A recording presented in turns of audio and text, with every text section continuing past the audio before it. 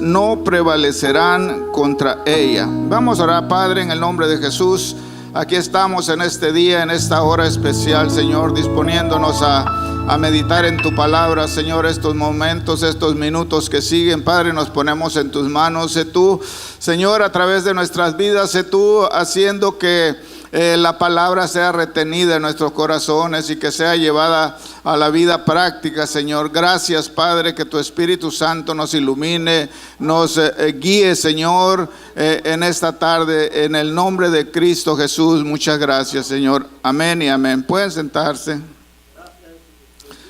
Aleluya. Yo soy el hermano Bárcenas. A mí me conocen muchos por el hermano Bárcenas. A veces me acostumbro a decir soy el hermano Bárcenas, pero me llamo Rodolfo Bárcenas. No soy predicador. Yo creo que si ¿quiénes de aquí son predicadores, verdad? Así como yo no soy predicador, pero predico. Si usted no es predicador, usted puede predicar también.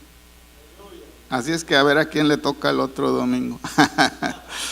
Solamente estar dispuestos. Ese es mi pensamiento, estar dispuesto. Hago varias cosas para el Señor, no hago todo perfecto, pero yo estoy dispuesto a hacerlo, ¿verdad? Hacerlo como Dios me ilumina y me guía.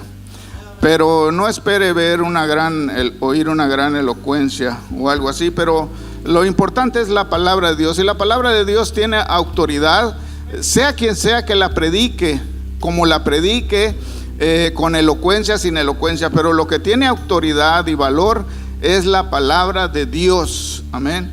No porque predicó alguien con mucho estudio, tenga más autoridad o más valor la palabra que alguien que no tiene mucho estudio en la palabra, porque la palabra es viva y es eficaz y es alimento a nuestro espíritu. Vamos a hablar en esta noche, en esta tarde, acerca de la iglesia. La iglesia. Hay muchas ideas equivocadas en cuanto a lo que es la iglesia, pero vamos a hablar de la iglesia de Cristo, porque hay muchas iglesias, existen muchas iglesias.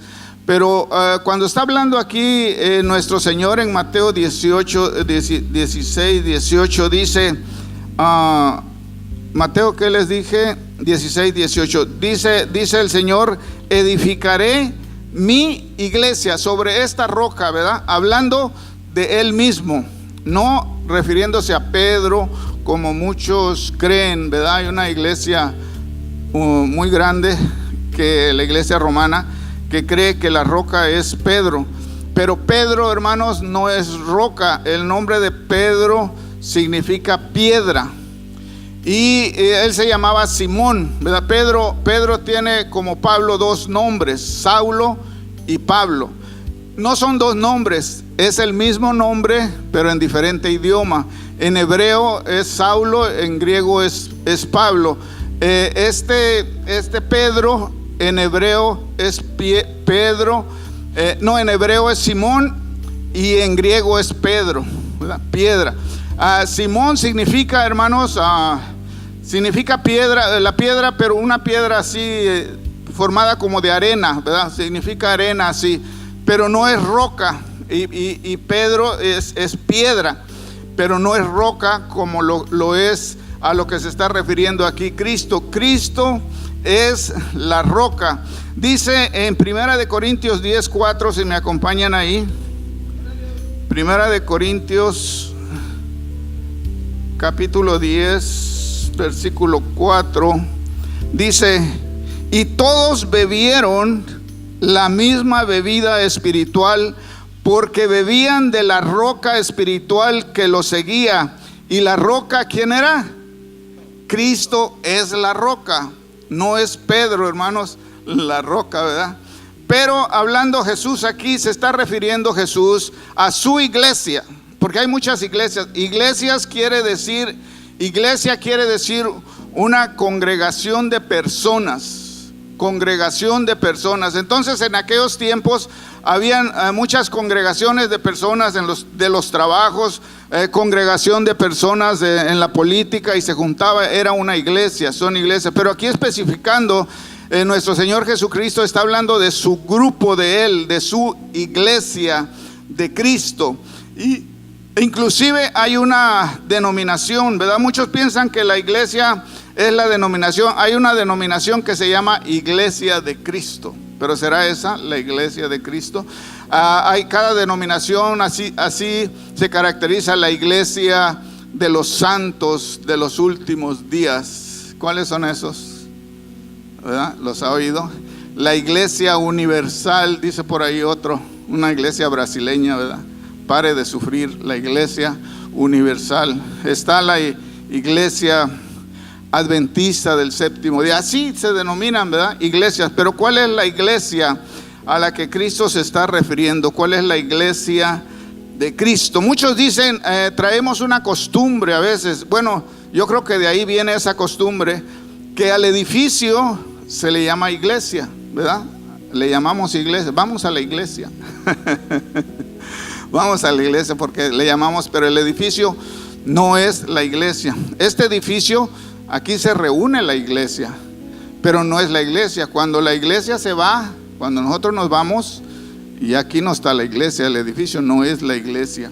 En esa religión que yo les hablo, romana, a todos los edificios les dicen iglesias. La iglesia de San Patricio, la iglesia de San Néstor, pero es el edificio al que le llaman iglesia. Y yo pienso que de por ahí traemos algunas cositas arrastrando todavía. Dice que las cadenas han sido rotas, pero los pedazos a veces los traemos arrastrando todavía. Vamos a despojarnos de todo eso. Está mal dicho, pero así nos hemos acostumbrado, ¿verdad? Así nos hemos acostumbrado. Ahora, la iglesia no es tampoco una organización. La iglesia de Cristo no es una organización, sino es un organismo. ¿Por qué es un organismo? Los organismos son todos los seres vivos. Los seres vivos se le llama organismos. Y la iglesia de Cristo es un organismo porque es algo vivo. Es algo vivo. Hay una religión por ahí que se escribe JW y luego ponen ORG, organización, ¿verdad? Organización. Las organizaciones son humanas, pero un organismo es la iglesia de Cristo. Es viva, es un organismo espiritual, ¿verdad? Como acabamos de leer aquí, la iglesia es espiritual, la iglesia de Cristo. Todos bebimos de la roca, dice, la roca era Cristo y el agua es espiritual. Bien, vamos a ver en Romanos 16:5 a qué se refiere la iglesia, quiénes son la iglesia. Romanos 16:5 dice de la siguiente manera: saludad también a la iglesia de su casa. Saludad a la iglesia de su casa, dice aquí. Saludad a, ¿quiénes eran la iglesia de su casa?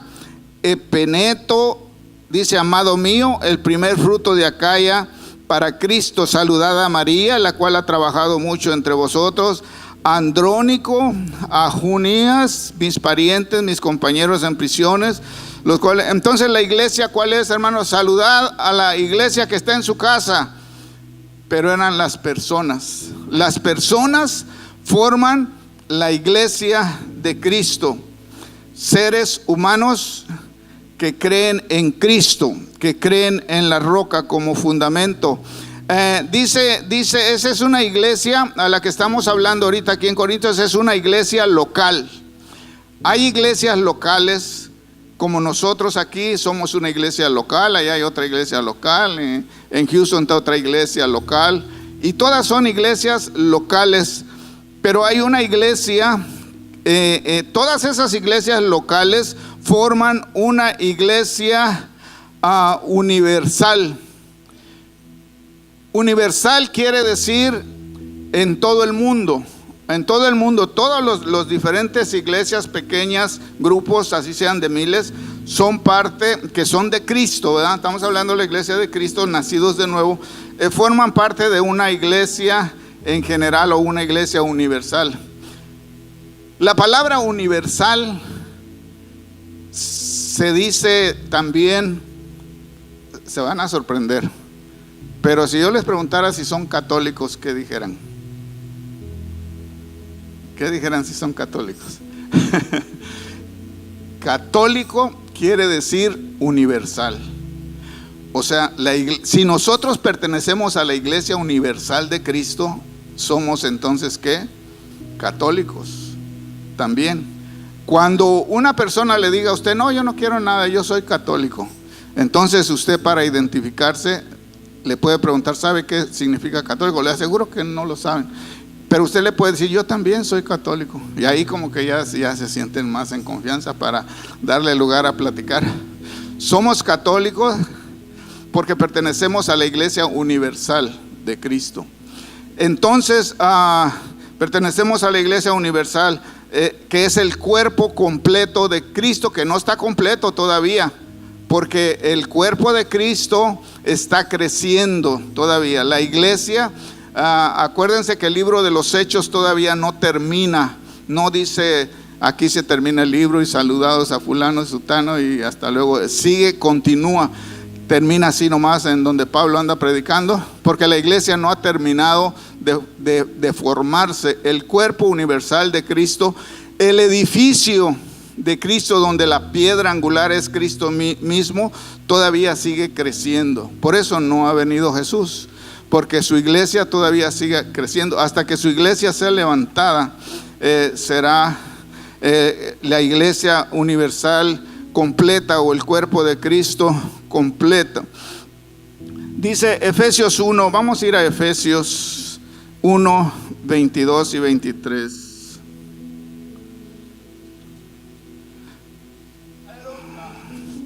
Dice, y sometió todas las cosas bajo sus pies y lo dio por cabeza sobre todas las cosas. Está hablando acerca de Cristo. Lo dio a Cristo por cabeza sobre todas las cosas. ¿A quién? A la iglesia, la cual es su cuerpo, la plenitud de aquel que todo lo llena en todo. Entonces, la iglesia universal, nosotros somos parte de ese cuerpo. Somos como las células, ¿verdad? El cuerpo está compuesto de células. Las iglesias locales que existen en todo el mundo son células. Todas esas células forman un cuerpo, como nosotros. Todas las células forman un cuerpo, aunque son independientes también. Así las iglesias locales forman un cuerpo, que es el cuerpo de Cristo, que está, como les decía, todavía en crecimiento. Vamos a ver, hermanos, que la iglesia aquí en Efesios capítulo 1, aquí en Efesios capítulo 1 se nos habla del origen de la iglesia. ¿Dónde se originó la iglesia? Dice la palabra aquí, hermanos, Efesios 1. Voy a empezar a leer desde el versículo 1. ¿Ya lo tienen? Dice: Pablo, apóstol de Jesucristo por la voluntad de Dios. ¿A quién se refiere esta carta? A los santos y fieles en Cristo. ¿Quiénes son los santos y fieles en Cristo? Los miembros de la iglesia de Cristo, los miembros del cuerpo de Cristo. Por eso le decía, ustedes son santos y son fieles. Dice aquí, si usted tiene a Cristo, usted ha nacido de nuevo, usted es santo y fieles en Cristo Jesús, que están en donde dice aquí, en Éfeso. Pero ya no están en Éfeso, hermanos, porque Éfeso ya no existe. Ahora, ¿dónde están? Amén, Cleveland, ¿verdad? Eso se lo reveló el Espíritu Santo. Ahora podemos quitar Éfeso porque ya no existe Éfeso.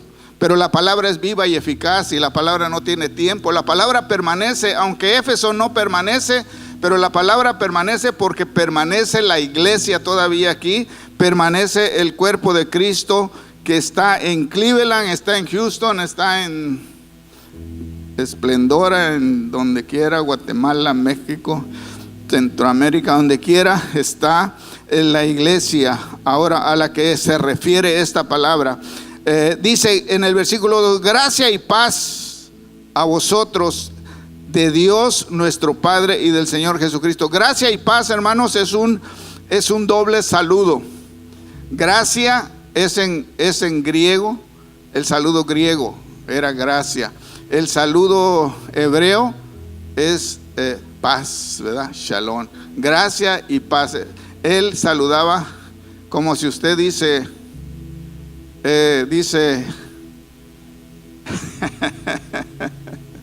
si usted dice, ¿cómo estás? How are you? ¿Verdad? Un saludo doble idioma. Así está. Siempre que encuentren en la Biblia, van a encontrar, sobre todo en el Nuevo Testamento, en el Antiguo no, porque el Antiguo está en hebreo. Gracia y paz a vosotros, de Dios nuestro Padre y del Señor Jesucristo. Ahora en el versículo 3, el apóstol empieza bendiciendo. Ahora sí, entra el tema. Bendito sea el Dios y Padre de nuestro Señor Jesucristo, que nos bendijo con toda bendición espiritual en los lugares celestiales en Cristo. Nos bendijo, tiempo pasado, nos bendijo. Estamos hablando el donde se originó la iglesia. Dice, según nos escogió en Él. ¿Quién es Él? Cristo. Antes de la fundación del mundo, para que fuésemos santos y sin mancha delante de Él. La iglesia, hermanos, se originó antes de la creación del mundo. Y nació, ¿cuándo nació? El día del Pentecostés. Es como una mujer cuando se embaraza, ¿verdad? Ya está el niño ahí, ya está el ser, pero no ha nacido, ¿verdad? Así es la iglesia ya estaba, pero no estaba revelado a nadie. Nadie sabía eso, es un misterio. Por eso Pablo dice que se le ha sido revelado el misterio, los misterios de Dios, dando a conocer su voluntad, dando a conocer sus planes de Dios, que no eran conocidos antes. Hasta ahora son revelados en el tiempo de la gracia a través de a los apóstoles, a los profetas. Dice que con toda bendición espiritual en los lugares celestiales nos ha bendecido a la iglesia. Fíjese qué privilegio, con toda bendición espiritual desde antes de la fundación, desde antes de que existiera la ley, desde antes que existiera el Adán. Nosotros ya estábamos en la mente de Dios. Ya estábamos en la mente de Dios. Dice, antes de la fundación en los lugares celestiales, pero en Cristo Jesús. Dice que según nos escogió antes de la fundación, pero con el propósito de que nos escogió, de que fuésemos santos y sin mancha delante de. ¿Cómo se logra esto? ¿Es usted santo y sin mancha? Fíjese, dice, cuando saluda a la iglesia, Pablo dice, santos y fieles. ¿Es usted santo y sin mancha? Si usted confía en Cristo, en su sacrificio de Cristo, usted puede decir que sí. Porque si usted se pone a mirar sus méritos propios, no. Pero fíjese cómo dice la palabra, en Él,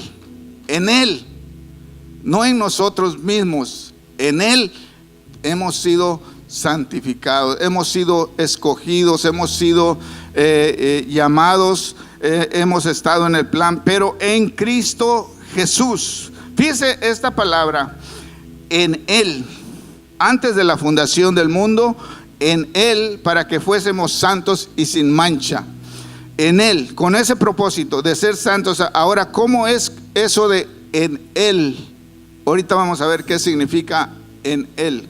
Mire, no dejes para después lo que puedes decir hoy. El cuerpo de Cristo, ¿verdad? Cuando dice en Él, nosotros estamos en Cristo, ¿verdad? Porque somos su cuerpo. Entonces estamos en Él. ¿Cómo es que llegamos a estar en el cuerpo de Cristo? ¿Cómo es que llegamos a ser parte de su cuerpo? Una célula de su cuerpo, un miembro del cuerpo. ¿Cómo llegamos a hacer esto? Dice, para eso nos escogió Él, para que fuésemos santos y sin mancha delante de Él. En el versículo 5 dice, en amor. Todo esto lo hizo Dios en amor, porque Él es amor. De tal manera amó Dios al mundo. Y hay tantos versículos que nos hablan de que todo lo que Él ha hecho por amor. Nos predestinó para ser adoptados. Esas son las riquezas de nuestro Dios para nosotros. La bendición de Dios, dice desde antes de la creación del mundo, la bendición de Dios en los lugares celestiales para nosotros es que íbamos a ser predestinados a ser adoptados hijos suyos. ¿Por medio de quién? De Jesucristo, dice otra vez, por medio de Jesucristo, según el afecto de la voluntad de Dios. Así le plació a Él, a adoptarnos a nosotros como sus hijos. Por eso Jesús, antes que fuéramos adoptados sus hijos, Él era el unigénito. Él era el único hijo. Pero cuando ya somos adoptados sus hijos de Dios, ahora Jesús es el primogénito. Él es el primero hijo y nosotros entramos ahí después. Pero ya no es el unigénito, porque nosotros somos sus hijos también. Por eso ahora es Él el primogénito. Antes era el unigénito. Nos adoptó, ¿verdad?, como sus hijos. Y eso de ser adoptados, hermanos, es más privilegio que ser hijo natural, biológico. Porque el ser adoptado, una vez una niña estaba en la escuela y ella era adoptada y estaba triste. Y le dice a la maestra: ¿por qué estás triste? Le dice: ¿por qué estás triste? Dijo: no, es que esas niñas me dijeron que soy adoptada. Como una ofensa, ¿verdad? Como una burla. Y le dijo la maestra: no, dice, pues debes de ponerte contenta. Dice: porque tú fuiste escogida entre muchas niñas, dijo. Tus papás te escogieron a ti y ellas no, dice. Ellas nacieron y así. No tuvieron los papás tiempo de escoger, ¿verdad? Tú eres más privilegiada que ellas, dice, porque fuiste escogida. Y eso somos nosotros, hermanos, escogidos. Dice un canto, pero dice la palabra: habiendo millones, ¿verdad? Lo canta por ahí David.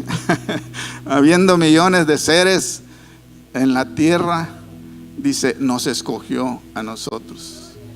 Hay miles de millones, hay billones de seres, y nos escogió desde antes de la fundación del mundo para que seamos sus hijos adoptados y para que como hijos de Él seamos santos y sin mancha por medio de nuestro Señor Jesucristo y en Él, en Cristo Jesús.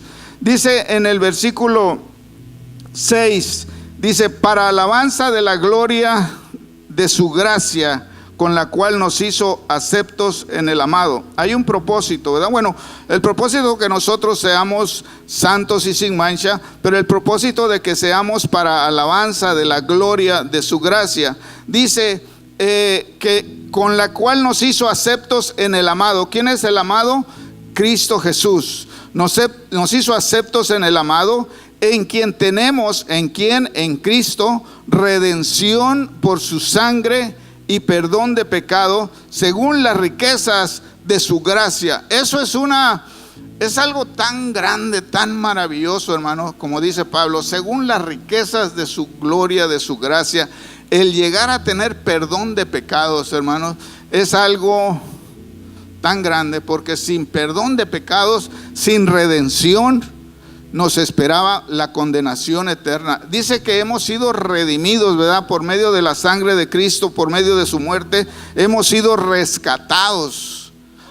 ¿Han visto esas inundaciones cuando va la gente en un río que se los lleva, ¿verdad? Las inundaciones, y luego va gente y los rescata de ahí, los saca de ahí, que ya van perdidos, ya van ahogándose, van adentro de un carro, a veces se los va arrastrando. Así nosotros, hermanos, íbamos en el río del mundo directamente ¿hacia dónde? A la condenación eterna. Pero a Él, por su amor y su misericordia, por su voluntad, le complació, hermano, de tantos que van en ese río, agarrarlo a usted de la mano y sacarlo de ahí. Eso es para darle la gloria. Por eso dice el apóstol: bendito sea el Dios y Padre de nuestro Señor Jesucristo. Esa es la iglesia, para formar su iglesia. Esta es la iglesia que ha sido redimida por su sangre, a cual le han sido perdonados los pecados. Y dice que según la riqueza de su gracia, en el versículo 8, que hizo a sobreabundar para con nosotros en toda inteligencia en toda sabiduría, dándonos a conocer el misterio de su voluntad. Misterio quiere decir que antes no había sido esto revelado, antes no había sido dado a conocer al hombre. Hasta ahora, a través de la revelación al apóstol Pablo, se le ha revelado este misterio para que él lo dé a conocer, el misterio de su voluntad según su beneplácito que se había propuesto en sí mismo. Dice, de reunir todas las cosas en Cristo en la dispensación del cumplimiento de los tiempos, así los que están en los cielos como los que están en la tierra. Esa es otra de las riquezas en Dios. Dice en el 11, en Él asimismo tuvimos herencia, porque si nos adoptó, hermanos, como hijos, es para darnos, dice, una herencia. Ustedes saben, una herencia incontaminada, una herencia reservada para ustedes en el cielo. Dice que somos herederos de Dios como hijos y somos coherederos con Cristo Jesús. Coherederos quiere decir herederos juntamente con Él. Donde Él va a estar, ahí vamos a estar nosotros también. ¿Por qué? Porque somos el cuerpo de Dios, de Cristo. Somos inseparables con Cristo. Por eso dice que hemos sido bendecidos en los lugares celestiales con bendición espiritual, porque Jesucristo está en los lugares celestiales y nosotros como su cuerpo también estamos ahí en la mente de Dios. En la mente de Dios ya estamos en los lugares celestiales con Cristo Jesús. Dice que nos ha dado una herencia. Tuvimos herencia en Él, en Cristo.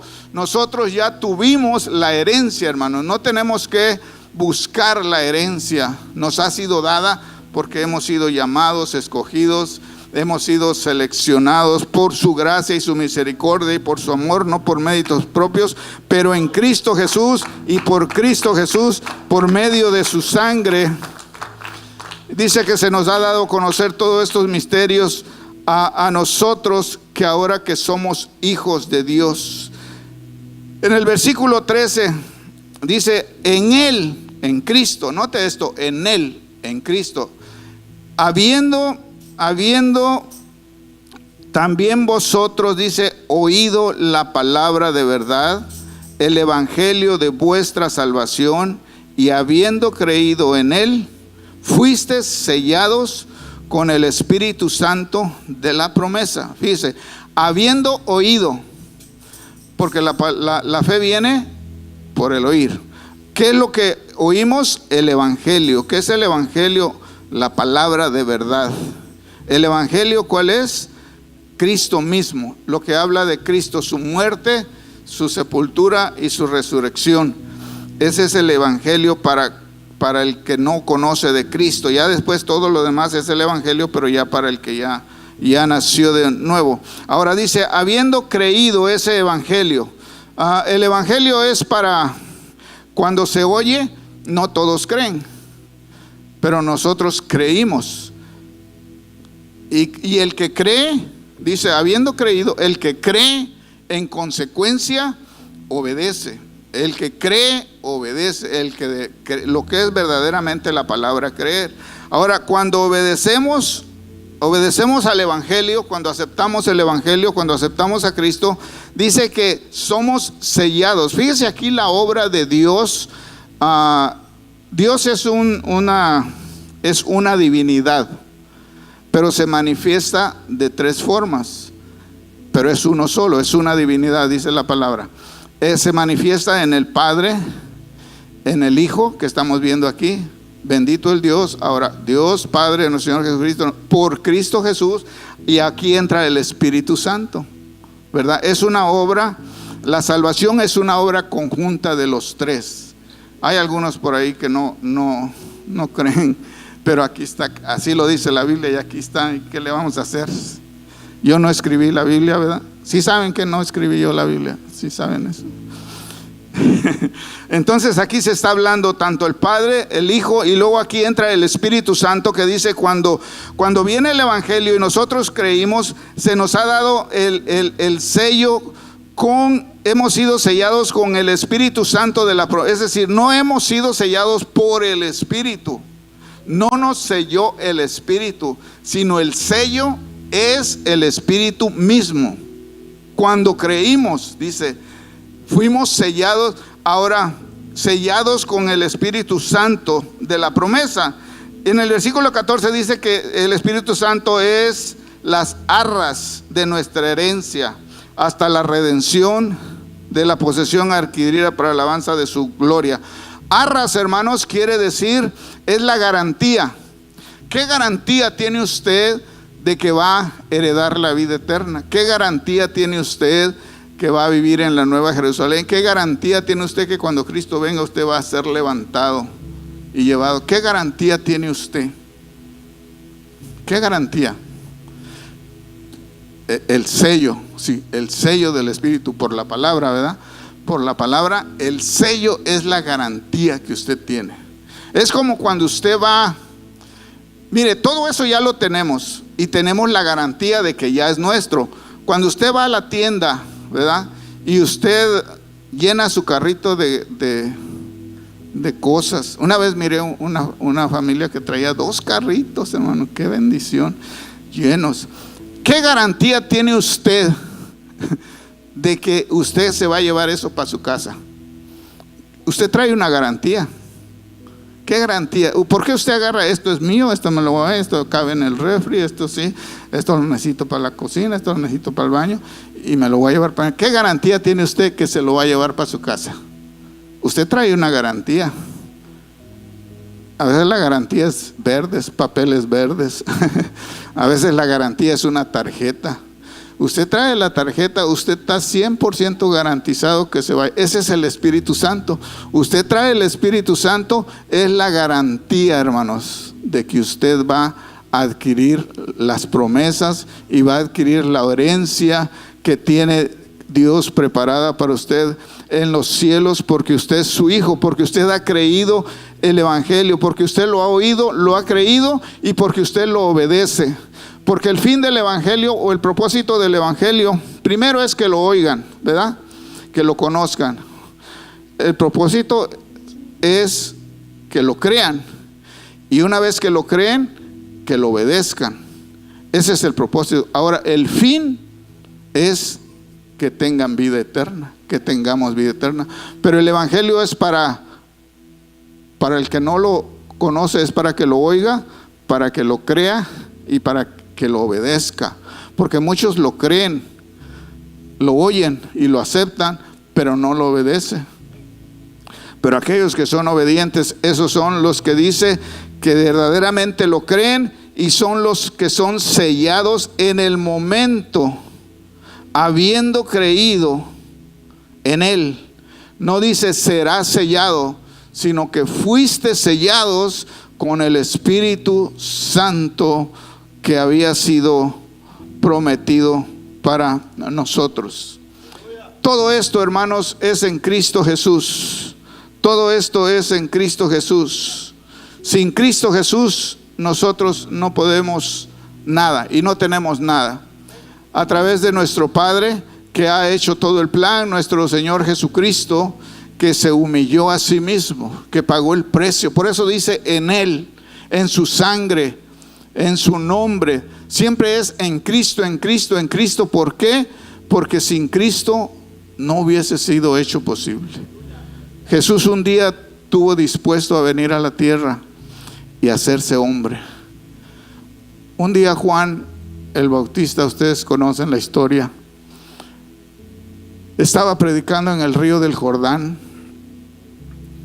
bautizando, y toda la gente estaba ahí alrededor. Y había una línea de los que se estaban bautizando, de los que sí seguían en el bautismo. Y Jesús llegó, hermanos. Jesús no era distinguido como David. Dicen que David era, bueno, no el hermano David, ¿verdad? Pero David, el de la Biblia, que era rubio, alto y muy bien parecido. Saúl, dicen que Saúl sobrepasaba a todos de estatura, hermanos. Era una persona distinguida. Jesús no. Jesús era normal. Dice que Juan, que llegó Jesús, hermanos, y no llegó como Juan, yo soy Jesús, Yo necesito ahorita que me bautices y brincarse la línea. Dice que Jesús se formó ahí como cualquiera, así con su barba, su pelo largo, como los otros que estaban ahí, sus túnicas sucias, porque para llegar al Jordán, hermanos, no era como ahora que viene en su carro y su aire acondicionado y todo, ¿verdad? Zapatos bien boleaditos. No, hermano, había que caminar en el sol, en todo estaba. Y Jesús llegó como todos caminando, sucios sus pies y todo. No se distinguía Jesús de los demás para nada físicamente. Él era igual, así como todos con sandalias, los pies sucios, llegó Jesús y se formó atrás, hermano, en la línea. Pero Juan, cuando levantó la vista, Jesús igual que todos, pero Juan lo diferenció. ¿Se acuerdan que cuando María visitó a, ¿cómo se llamaba la mamá de Juan? Elizabeth. Dice que Juan estaba en el vientre, y cuando María llegó, estaba embarazada de Jesús. Dice que brincó Juan cuando la presencia de Jesús en el vientre. Llegó María. Juan, hermanos, por revelación de Dios, porque Juan era de un linaje de Aarón. Juan era sumo sacerdote, no ejercía, pero el papá de Juan ejercía unos oficios en el templo que solamente los sumos sacerdotes podían ejercer. Y el papá de Juan hacía esto porque Juan era descendiente a través de su genealogía de Aarón. Él era sumo sacerdote. Por eso dijo Jesús que no hay un hombre más grande nacido de mujer que Juan. Pero dice uno, ¿pero por qué? Si Juan le cortaron la cabeza, murió, no hizo ningún milagro, como decía el hermano, no hizo ningún milagro, no escribió ni un libro, no dejó una foto, no dejó. Pero ¿sabe por qué? Porque Juan era un sumo sacerdote, pero no como los sumos sacerdotes del Antiguo Testamento, que ellos dice que entraban al lugar santísimo una vez al año y con la sangre, ¿verdad?, del sacrificio le esparcían para perdón de todo Israel, del perdón de los pecados. Una vez al año para todo Israel entraba el sumo sacerdote en el lugar santísimo. Pero Juan, hermanos, fue sumo sacerdote no solamente de Israel, sino del mundo, porque él, cuando vio a Jesús, dijo: este es el Cordero de Dios, el que estaba allá al último de la fila. Y todos voltearían a ver, pues no hay nada diferente, todos están iguales, todos están sucios, todos están barbados, todos están con pelo largo. Juan dijo: este es el Cordero de Dios. ¿Por qué dijo el Cordero de Dios? Porque Jesús estaba siendo presentado ante Juan para ser bautizado. Cuando hacían los sacrificios en el Antiguo Testamento, traían los corderos a presentarlos al sumo sacerdote. El sumo sacerdote ponía la mano sobre ellos y había uno que lo dejaba libre, el macho cabrío, el otro para el sacrificio, el otro era designado para el sacrificio anual. Cuando ponía las manos el sumo sacerdote sobre la cabeza del cordero o del macho cabrío, todos los pecados de Israel pasaban a ese animal para pagar, para morir por ellos. Cuando Juan el Bautista ve a Jesús como sumo sacerdote que él era, él dijo: este es el Cordero de Dios, pero no que quita el pecado de Israel, sino que quita el pecado del mundo. ¿Se imagina la cantidad de pecado que Cristo cargó, que pagó él? ¿Por qué cantidad de pecado no pagó él? Bueno, no de todo el mundo, de los que se arrepienten. Porque el que no se arrepiente, el que oye el evangelio no se arrepiente, él carga con su pecado y va a pagar por él.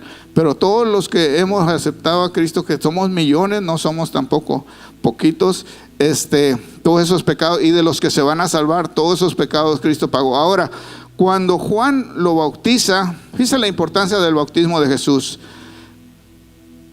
Le está espiritualmente, ¿verdad?, poniendo todos los pecados en Cristo. Ahora, solo falta que pague por ellos, pero Jesús ya va a cargar con todos los pecados de nosotros en ese momento.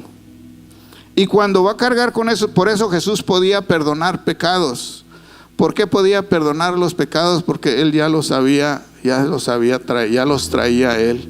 Ya podía liberar a cualquiera del pecado que de veras lo mereciera. Entonces cuando Juan ve a Jesús, lo reconoce. Este es el Cordero de Dios que quita el pecado del mundo. Solamente Él lo distinguió. La gente no lo distinguió. Nadie lo alabó, nadie nada, porque no era diferente a nadie. Se podía confundir con cualquiera.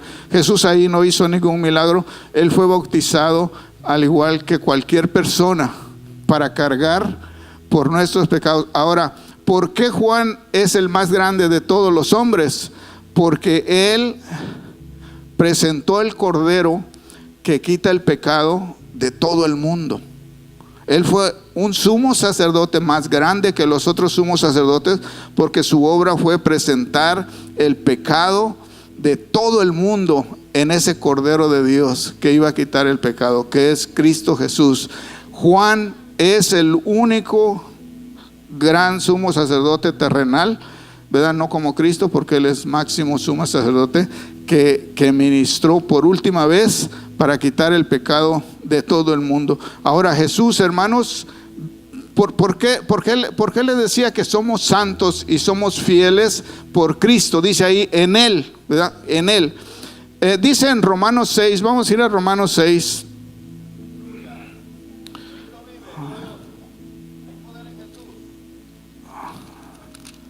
¿Sí me estoy dando a entender? Porque luego voy a hacer preguntas y va a haber manzana, va a haber manzana. ¿Qué les dije? Romanos 6. Mire lo que dice. ¿Qué pues diremos? Hace una pregunta Romanos 6:1 el apóstol Pablo. ¿Perseveraremos en el pecado para que la gracia abunde? En ninguna manera. Dice, porque los que hemos muerto al pecado, ¿cómo viviremos aún en él? Ahora dice el versículo 3, esta pregunta. ¿O no sabéis que todos los que hemos sido bautizados en Cristo Jesús? Les dije que notaran cuando decía en lo que leíamos, en Cristo. ¿Qué significa en Cristo? Dice, ¿no sabéis que todos los que hemos sido bautizados en Cristo, hemos sido bautizados en su muerte? Porque somos sepultados juntamente con Él para muerte por el bautismo. ¿Pero qué bautismo está hablando aquí? Su bautismo de Cristo. Este bautismo, a fin de que como Cristo resucitó de los muertos por la gloria del Padre, así nosotros andemos en vida nueva. En el bautismo de Cristo, en Él, fíjese, ese es el bautismo en el Espíritu Santo. Somos sumergidos en Él. Ese es el bautismo en Cristo. No es bautismo en agua. Cuando se habla de bautismo en agua, es que nos van a sumergir en agua. Pero este es un bautismo en Cristo, donde entramos a ser parte del cuerpo de Cristo cuando hemos sido bautizados y hemos creído el Evangelio y hemos sido sellados con el Espíritu Santo. Somos bautizados juntamente en Cristo Jesús, y en el bautismo de Cristo dice, Cristo se bautizó 2 veces, porque somos juntamente con Él sepultados para muerte con Él, juntamente con Él. Dice que estamos en los lugares celestiales en Cristo Jesús también, porque nosotros en Cristo, hermanos, fuimos bautizados cuando Él murió. Ese es el bautismo que está hablando aquí en su muerte. Cuando Él es sepultado, cuando Él muere, es sepultado en la tierra y resucita. Ese es el bautismo de Cristo. Por eso dice que nosotros, en cuanto a ese bautismo, ese es el bautismo que salva. No es el bautismo de nosotros. Cuando la Biblia dice que ese bautismo nos salva, está hablando del bautismo de Cristo. En Cristo Jesús dice, porque Cristo Jesús fue sepultado y resucitó al 3er día. Ese bautismo de Cristo que nosotros, por haber creído, también participamos en Él. Dice, porque somos sepultados con Él juntamente y resucitados juntamente con Él. Ahí estamos nosotros también, y nos hemos sido sentados también en los lugares celestiales donde Cristo está, hermanos. Hay un misterio grande en su palabra. Cada vez que uno estudia su palabra y la trata de analizar, encuentra uno como cuando se mete uno a una mina. Bueno, hay minas que ya están, que ya les quitaron todo, ¿verdad? Pero usted se mete en una mina de esas nuevecitas, ahí va a encontrar oro, diamantes, y así uno se pone a escudriñar la escritura. Siempre hágase estas preguntas: ¿quién está hablando? Cuando usted lee un pasaje, ahorita leíamos acerca de las dispensaciones de los tiempos, decía Pablo. En la Biblia hay como 6 o 7 dispensaciones, ¿verdad? De los tiempos. La dispensación de la inocencia, cuando Adán y Eva; la conciencia, cuando Torre de Babel, todo eso; la dispensación de la promesa, cuando Abraham; la dispensación de la ley, cuando Moisés y el pueblo de Israel; la dispensación de la gracia, que es en la que estamos ahorita nosotros. Cuando nosotros leemos la Biblia, siempre tratemos de notar en qué dispensación, porque no toda la Biblia se aplica a nosotros, porque nosotros somos gentiles, no somos judíos. Nosotros, toda la Biblia es para nosotros, pero no se aplica todo para nosotros, porque hay diferentes dispensaciones. Ahora si usted se pregunta, y va a encontrar muchas cosas se pregunta: ¿quién está hablando en ese pasaje que usted está leyendo? No lea por leer, no. Siempre trate de entender un pasaje, versículo, por más corto que sea. Un versículo, lea el contexto antes y el contexto después. Y hay diferentes contextos, que el contexto histórico y el contexto cultural, pero lea los contextos de lo que para entender de qué se está tratando. Porque hay muchos que andan engañando con un versículo de la Biblia, pero no leen lo de más abajo y están enseñando cosas que no son, porque no leen, nada más se basan en un versículo. Bien, usted siempre pregúntese: ¿quién está hablando en este versículo, en esto que estoy leyendo? Número 2, ¿a quién le está hablando? Porque no siempre habló Dios, hermanos, en la Biblia. Acuérdense que hasta una burra habló. ¿Burra era, verdad? ¿O burro? La burra, me dijeron. Una burra de Balaam, ¿verdad? Habló. Entonces habló Faraón también. Habló tantas cosas, la serpiente. Siempre pregúntese: ¿quién habla? ¿A quién le habla? ¿Verdad? ¿Por qué le habla? ¿Para qué le habla? ¿Dónde le habla? ¿Cuándo le está hablando? Esas son preguntas. No son muchas, pero son muy importantes para llegar a entender. Y luego, ¿qué dice, verdad? Y lo que dice, ¿es literal o es simbólico? ¿O es profético? ¿O es sapiensal? ¿Verdad? Según donde nosotros estemos leyendo en la Biblia. Y entenderemos mejor la escritura y vamos a encontrar cosas grandes. Pero la obra, hermano, la obra de nuestro Señor Jesucristo está hecha en nosotros. Dice la palabra aquí en Efesios. Vamos a ir a Efesios otra vez. Efesios 5. Efesios 5. Y ahí vamos a terminar. Gálatas, Efesios. Efesios 5 dice de la siguiente manera en el versículo 27. Fíjese, todo lo que Jesús hizo, hermanos, todo lo que Jesús hizo. 5:27. ¿Ya lo tienen? Dice en el 26, dice que en el 25 está haciendo una comparación entre los esposos. Maridos, amar a vuestras mujeres, dice, así como Cristo amó ¿a quién? A la iglesia. ¿Quién es la iglesia? ¿El edificio? Nosotros, ¿verdad? Nosotros, las personas. Amó a la iglesia, dice, y se entregó a sí mismo por ella. ¿Por qué se entregó? ¿Por qué murió en la cruz? ¿Por qué permitió que lo abofetearan? Dice que le taparon los ojos y lo golpeaban y le decían: dinos quién te pegó, dinos quién fue el que te golpeó. Fíjese todas las burlas. ¿Por qué, hermanos, lo hizo Jesús? Todo esto por su iglesia. Dice, por ella. Se está refiriendo a la iglesia como una esposa. Está haciendo la comparación. ¿Sabe por qué Satanás ataca tanto los matrimonios? Los matrimonios, dice que de 2 matrimonios que se casan, 2 parejas, una termina en divorcio.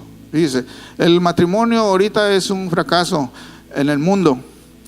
Termina en divorcio la mitad. La otra parte que quedan juntos, muchos de esos quedan juntos nomás por los hijos. Ya cada quien durmiendo camas separadas, por el que dirán y porque todo. Pero no porque quedan juntos verdaderamente cumplen el propósito de Dios. Ahora, Satanás, ¿por qué ataca tanto los matrimonios? Porque los matrimonios son una comparación, una analogía de lo que es Cristo y la iglesia. Por eso es una institución divina, y como institución de Dios el matrimonio es santo. Por eso Satanás lo ataca de una manera tremenda. Pero ¿para qué vamos a hablar de eso, hermanos? Cosas tristes. Bien, estábamos en qué? En el versículo 26 dice, dice para santificarla, dice aquí, para santificar la iglesia, habiéndola purificado en el lavamiento del agua por la palabra. Esta es la purificación que el hermano decía por la palabra, la purificación, pero el sello es por el Espíritu, pero la purificación es por la palabra que estamos oyendo, ¿verdad? A través de la palabra nosotros somos purificados. ¿Cuándo vamos a ser purificados por la palabra? ¿Cuándo, hermanos? Cuando la ponemos por obra, cuando la obedecemos. No hay otra forma, cuando la obedecemos. Mucha gente usa la Biblia y la tiene abierta así en su sala y en la mesa de centro, pero eso no funciona, hermanos. O muchos la leen y muchos la conocen. Decía el hermano el otro día, decía mi esposa ayer o ahora, no sé cuándo, hay un teólogo que se llama el teólogo de las calles. Es un vagabundo, no sé en qué país, y él es teólogo. A él llegan a debatir gente que sabe mucho de la Biblia, y él, hermanos, con tanta sabiduría, pero está sumergido en sus vicios. ¿Qué es lo que pasa con esta gente? Dice aquí, como dijo el hermano, no obedecen la palabra, la conocen, pero no la ponen. Ahora, nos vamos a sentir, dice, habiéndola purificado en el lavamiento del agua por la palabra, en el 27, a fin de presentársela a quién, a la iglesia, a sí mismo, una iglesia gloriosa, que no tuviese mancha, ni arruga, ni cosa semejante, sino que fuese santa y sin mancha. ¿Por qué demanda esto Jesús? ¿Y por qué lo va a poder hacer? ¿Por qué va a poder presentársela sin mancha y sin arruga? Por Él, por su obra de Él. Porque Él, hermanos, no pecó. Él fue santo. Por eso su muerte y resurrección tiene validez delante de Dios, porque la vida de Cristo fue una vida santa. Él nunca echó mentira, nunca. Fornicó, nunca. Robó, nunca, hermanos. Dijo maldiciones, nunca. Miró el Facebook, nunca, ¿verdad? Miró las telenovelas, nunca. Hermanos, dañó a una persona, nunca. Él nunca cometió dijo, ¿hay alguien que me recrimine de pecado? Nadie lo podía recriminar de pecado. Por eso Él puede, hermanos, presentar su iglesia, porque esa santidad de Cristo, hermanos, se aplica a nosotros cuando nosotros creemos en Cristo Jesús y aceptamos su evangelio, su nombre, su sangre. Se aplica, no solamente se aplica la sangre para perdón de pecados, sino que se aplica la santidad perfecta de Cristo. Por eso dice, santos nos llama el apóstol Pablo. En todas las cartas que escribe el apóstol Pablo, al principio siempre va a decir a los santos, inclusive a los corintios les dice a los santos, llamados a ser santos, ¿verdad? Y en ese momento no lo vemos, pero Él nos ve como producto terminado, como a lo que hemos sido llamados. Ahora, ¿por qué somos santos? ¿Por qué? ¿Por qué somos santos? Como dijo, porque obedecemos, porque nos duele cuando fallamos, porque queremos agradar a Dios en todo, pero la naturaleza pecaminosa nos hace cometer cosas a veces inconscientemente, instintivamente o como sea, pero cuando nos damos cuenta, como David, lo que dijimos, lo que hicimos, que no es cosas graves, ¿verdad?, de matar y robar y todo eso, pero cometemos ciertos errores que no deberíamos, nos duele y venimos a Cristo, pedimos perdón y no somos santos 100% porque no lo vamos a poder, porque nosotros tenemos una naturaleza pecaminosa que siempre la vamos a traer hasta que nos muramos la carne. Pero Jesús, hermanos, su santidad perfecta se aplica a nosotros por su puritita gracia. Por eso dice, somos salvos por gracia, hermanos. Nada de lo que nosotros hagamos, nada tiene valor sin Cristo, hermanos, por su puritita. Todas las bendiciones se aplican de Cristo, su vida se aplica a nosotros. Todo lo de Cristo se aplica por su gracia, por su voluntad, porque así le plació, por su amor, porque Dios es, hermanos, grande misericordia, grande, digno de ser alabado, exaltado, de ser reconocido. Es digno de que nosotros en ninguna parte nos avergoncemos de Él, digno de que testifiquemos de Cristo, porque no hay lo que nos está diciendo aquí en Efesios que nos ha dado, hermanos. Yo creo que por más que le leamos y no tenemos una idea clara de la grandeza, hermanos, de todo con lo que Dios nos ha bendecido y lo que Jesús ha aplicado a nuestra vida a través de su muerte, a través de su resurrección, a través de su sangre. Somos el motivo por el cual Jesús hizo todo eso. Nosotros somos el porqué, porque ya nos tenía, hermanos, pero había que hacer algo por esa iglesia que ya estaba en la mente de Dios. Había que pagar un precio para rescatarla. Y Jesús dijo, yo me imagino que Dios en el cielo dijo, ¿quién quiere ir? Y Miguel, el arcángel, ¿sabe? Hay una religión que dice que Miguel y Jesús es el mismo. Ay, Dios. Bueno, el arcángel Miguel diría, no, pues yo no voy. El arcángel Gabriel, yo no. Por ahí dicen que hay otro arcángel que se llama Rafael. Yo no lo conozco. ¿Alguno lo conoce? Ningún querubín, ningún serafín dijo yo voy. Pero de repente el Hijo de Dios dijo, levantó su mano, dijo, yo voy a morir por ellos. Y si solamente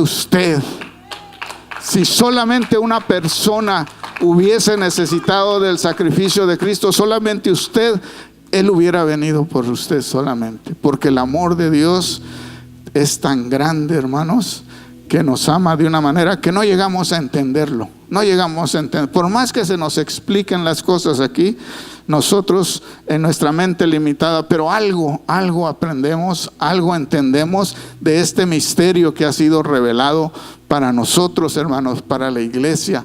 A la gente, muchos ya que están en tinieblas, no tienen luz, hermanos. Para nosotros Dios nos ha dado luz para entender estas riquezas de la gloria de nuestro Dios. Vamos a ponernos de pie, hermanos, y vamos a darle gracias a nuestro Dios, porque todo lo que ha hecho por nosotros, por haber puesto su mirada en cada uno de nosotros. Él ya sabía que íbamos a estar aquí en este día. Él ya sabía que íbamos a estar hablando de las riquezas de su gloria. Pero como dice el apóstol Pablo, bendito, y dije Pedro también, bendito el Dios y Padre de nuestro Señor Jesucristo. Gracias, Señor, te damos en esta hora por todo lo que has hecho, Señor, por nosotros. Que podamos nosotros verdaderamente buscar, Señor, esa obediencia, esa santidad, Señor, esa alabanza a tu nombre, esa adoración que es un estilo de vida, Señor. No es solamente cantar, sino es vivir conforme a tu voluntad, dando nuestro máximo esfuerzo, Señor, crucificando la carne, considerándonos muertos al pecado. Dice tu palabra, perseveraremos en el pecado de ninguna manera, porque hemos sido sepultados en la muerte con Cristo. Y si Él murió, también nosotros hemos muerto para el pecado. Y si hemos muerto al pecado, hemos resucitado con Cristo también. Y si hemos resucitado con Cristo, dice su palabra, estamos sentados en los lugares celestiales donde Cristo está sentado, porque ese es nuestro destino final.